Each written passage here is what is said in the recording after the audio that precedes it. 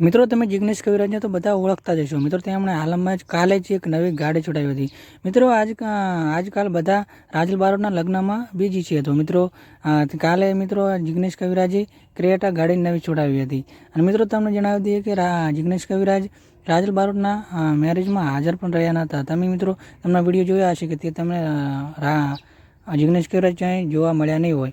મિત્રો તમને જણાવી દઈએ કે તેમણે કાલે ક્રેટા ગાડી લીધી હતી અને તેના ફેમિલી સાથે તેમણે તેનો ફોટોશૂટ પણ કરાવ્યો હતો અને તેના દીકરીના શુભ હાથથી તેનું મુહૂર્ત પણ કર્યું હતું. મિત્રો તમે વિડીયોમાં જોઈ શકો છો તેની દીકરી નવી ગાડી ઉપર સાથીઓ પણ દોરી રહી છે.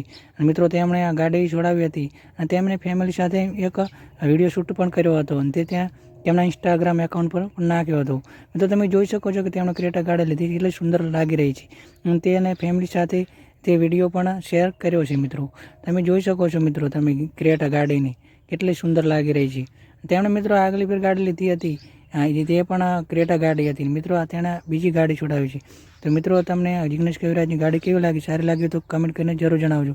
અને અમારા યુટ્યુબ ચેનલમાં નવા હોય તો અમારી યુટ્યુબ ચેનલ સબસ્ક્રાઈબ કરવાનું ના ભૂલતા. અને જિગ્નેશ કવિરાજની આ ગાડી કેવી લાગી તે કમેન્ટ કરીને જરૂર જણાવજો.